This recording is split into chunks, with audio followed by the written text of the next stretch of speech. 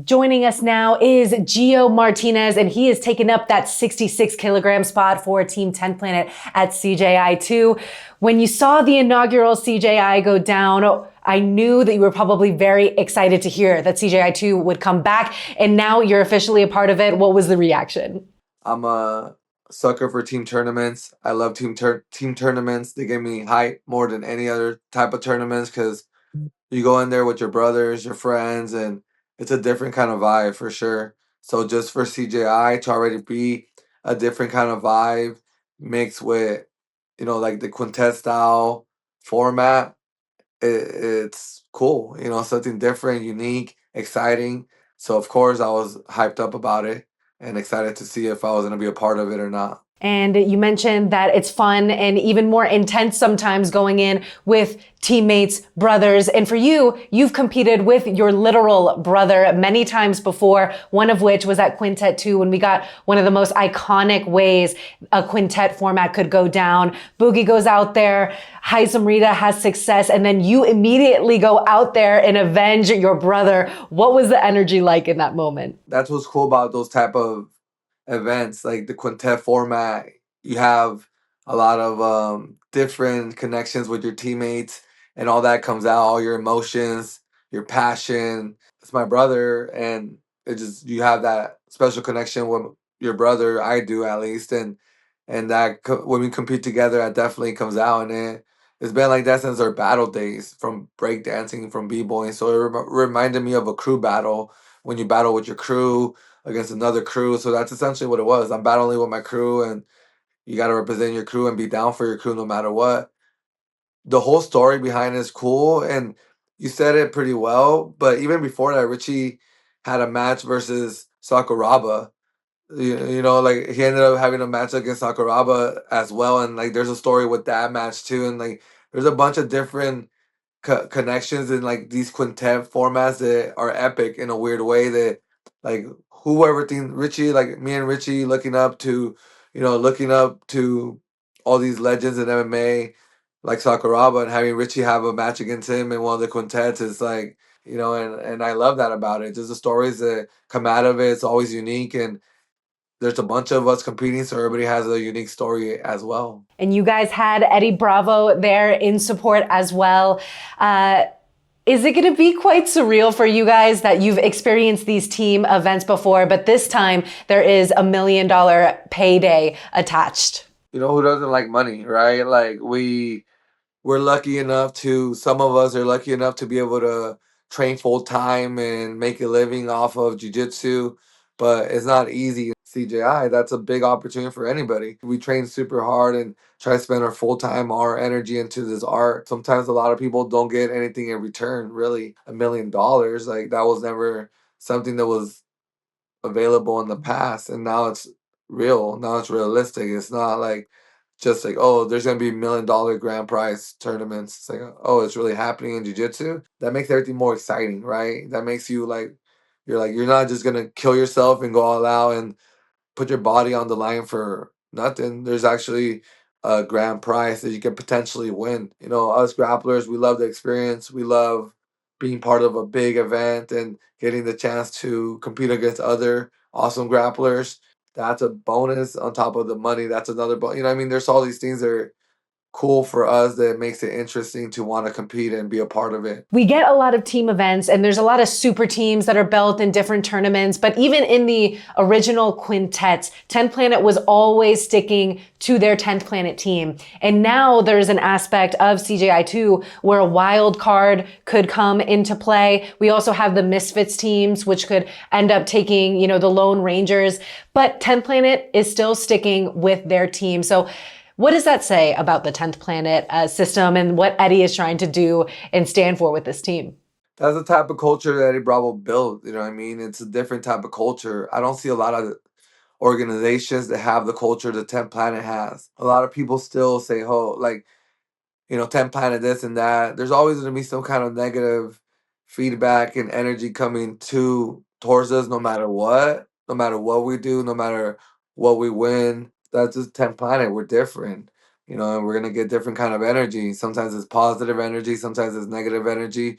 But what we're trying to do is just We're trying to build the community that we build ourselves up. When it comes down to those tournaments, that it's like team tournaments, and we're allowed to just be our 10 planet team, then that's what we want to do. That's our first option, no matter what. Because it just feels better when you go out there with those people that are actually your brothers. People that you know, people that you personally know on a deeper level, not just on a hey, we train together, we know each other, we're all connected, and we've seen each other grow. Some of these guys I'm competing with, I seen them come up from different levels, from white belts to where they're at now, which is super impressive. And who really knows who we are, like the lineup, all those guys that are competing respect us, and they know how good we are. Most of those guys are in those tournaments. We're training with them. You know what I mean? We see these guys in open mats. They come to our gyms. We go to their gyms. We cross train a lot with all these guys, and we know what level we're in. We know what level they're in. We're gonna go in there trying to win this. We're not gonna go in there trying to have a decent performance or mediocre performance. We want to go out there and really. We're doing training camp together. We're building this team up, and we're really gonna go in there, as a squad, as a unit, ready to win. And if people want to underestimate us, that's just part of the 10 planet history. People have been underestimating the 10 planet name for a long time. People have been underestimating Eddie Bravo, you know what I mean, since he started. So it's kind of just like it trickled down to, like, kind of passed down to us. It's kind of, we carry that trauma from our past, you know what I mean? Like, that's just the name carries that energy, but also carries the energy of, like, we do the unexpected sometimes. We surprise people, and we bring a different type of energy that's exciting. And people want that. People want to feed off that energy, whether it's people want to go against it or people want to be a part of it. People want it there. Yeah, definitely having that underdog energy is something, a narrative that has kind of been talked about within the CJI 2 teams. When it comes to who you guys have at 66, it is yourself, and then Alan Sanchez, PJ Barch, Ryan Aitken, and Kyle Bame. Tell me a little bit about this squad that Eddie has put together. Alan is one of those guys that out of our whole team, I think he's probably the dark horse that people don't really know about Alan. But I mean, if you really think about it, he had some really big matches, competed against some of the best guys in the world already, won some big tournaments. And, he had some injuries that kind of set him back a little bit. So he kind of stayed, under the radar because of that. But once he got healthy and now he's healthy, he's better than ever, and he's young and he's hungry and he's ready to break out as a superstar and show that he's probably the top 10 planet guy or one of the top 10 planet guys. That's what he wants to represent, and he has all the tools to do it. He knows the leg game. He knows how to wrestle. He knows how to pass. He knows how to play guard. He's competed against Mika Gaval, who's number one, and has some good battles, and that was like early in his career, you know what I mean? So I think a lot of people don't realize that Allen's like he's competed at the highest level with some of the best guys in the world and done really well. So even though he lost that match, he showed that he's right there with those guys. And we all know how high level Mika Gaval is. So it's like, Allen is like a guy that's in that level that is competing with those guys. And he's only getting better because he's young still too. So he's coming up, and I think these next couple years is gonna be a breakout, breakout years for him, and he's really gonna take out some high level names, and I'm excited to see it because I know what he's capable of doing. And then obviously PJ Barch is, he could be considered the best guy in the world. You know what I mean? Like one of the best guys in the world, in my opinion. He has everything. He's taken out the best guys already, beaten the best guys. Has a really controversial match against Mika Gaval. In my opinion, he passes guard, and it should have been game over, game done deal. But it wasn't, and that's fine. PJ's that guy that's just gonna keep training, keep getting better, and has his own gym, doing jujitsu, and kind of building that culture around his gym that he doesn't have to go and travel to train with the best guys. All the best guys are coming to his gym to train with him, so he's getting that look that honestly you're gonna get when you compete at the highest level with these guys. Like the best guys in the world live out here in San Diego, or they travel to San Diego to train with us and these guys, especially PJ. Like I'm saying, like I'm excited to see PJ. Just everyone's always excited to see PJ go out there and perform. So he's gonna be excited too. I know I talked to him. We've been hanging out and just talking about CJI, and he just just an event that he's pumped up and he's taking it very serious. We're gonna organize the camp and doing it at his gym. So things are rolling, and we're getting going. People don't realize how good Ryan is. He's like almost like a super nice, chill, happy guy, but when he's on the mats, he's like a machine.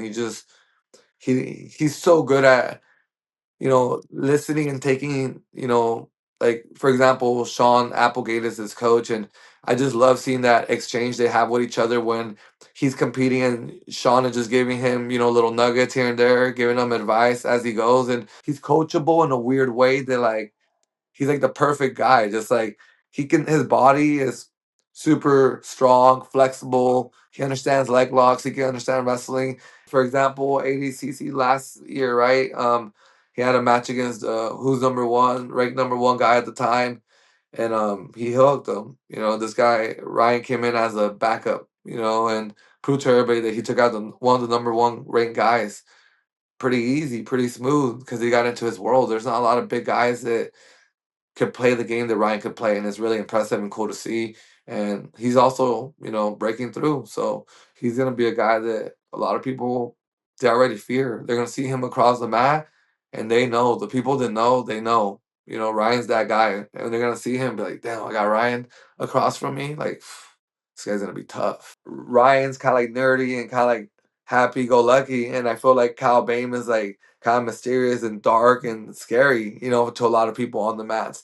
To me, obviously, I know Kyle. He's also kind of nerdy and silly in a lot of ways. He's a serious dude that's kind of mysterious. You know what I mean? Doesn't really talk a lot. So it's exciting to see what level he's gonna take it to. And I want him to really show up and really become the big guy that we all feel, and we all seen. He wants to show and demonstrate that he's not just like another good big guy. He's the best big guy out there. So, here's our big guy going out there, and I'm super hyped because I've been training with him every day, and he's been getting better, faster, stronger, and somehow bigger. He's just like he just like never stops. To me, I'm just like fool, just always training. That's like his life. It's just he's all about it. He's all in. So I've been around. I guess you can say I'm older. I'm experienced. I've been in the game for a while. I've beaten a lot of good guys. I have a lot of tough wars that I lost that I felt I could have won. I have some tough matches that, maybe I didn't perform the best, but I've been in the game and I'm capable of doing it all. You know what I mean? Like, I feel I'm still training at the highest level with these guys at the highest level, and they know what I'm capable of. There's not a lot of little guys in the world that can roll with anybody. You know what I mean? I'm a 135er, 145er, whatever that can compete with any weight class, anybody. And I do it all the time at my gym. But my training partners are all big guys. You know what I mean? Like Kyle Chambers, Kyle B, like my brother Richie, PJ. Like all these guys are not small grapplers. You know what I mean? Like I have big grapplers around me all the time. And I love that. I love being the little guy that goes up against big guys and does good. You know what I mean? Like it's not easy. It's not easy, but someone has to do it and represent for the little guys. And I feel like that's what jiu-jitsu is about, right? That's what jiu-jitsu represents. And I do feel good when people come up to me. They're like, man, that match versus Hasim at Quintet 2 got me into jiu-jitsu or motivated me and stuff like that. And I'm like, man, that's awesome because that's what I want. That's why I do this for. That's why I train. That's why I compete and put myself out there and grind and, always never stop grinding, always training, always staying ready so I can compete at the highest level and have these big matches and motivate people, inspire people. How do you think this Royal Rumble aspect of the quintet, not knowing who's going to come out next, is going to affect the entertainment factor? I mentioned earlier, something that we loved about Sakuraba, that he was into like pro wrestling kind of gimmicks and vibe and energy of entertainment, like sports entertainment, I guess you can say. Coming from a dancing background and loving battles with shows and performances, and I think what we do, it is art. I think what we do, it is um there's drama, right? So there's a story. It's like cinematic, the way it can be shot or visualized in many different ways. So I think is exciting, and I imagine almost like a pro wrestling cinematic movie. You know what I mean? Like, wait, who knows what's gonna happen type deal. Especially if you love jujitsu, if you love grappling, martial arts, it's gonna be, you know, like eye candy, right? You're gonna be seeing your favorite grapplers match up in different weight classes. It's kind of crazy the matches and matchups that can happen. I can't even start pretending I know who I'm gonna match up with so I can get ready for this guy or that guy or this, right? I don't know. I don't even know what the teams are. I don't even know what the misfit thing is.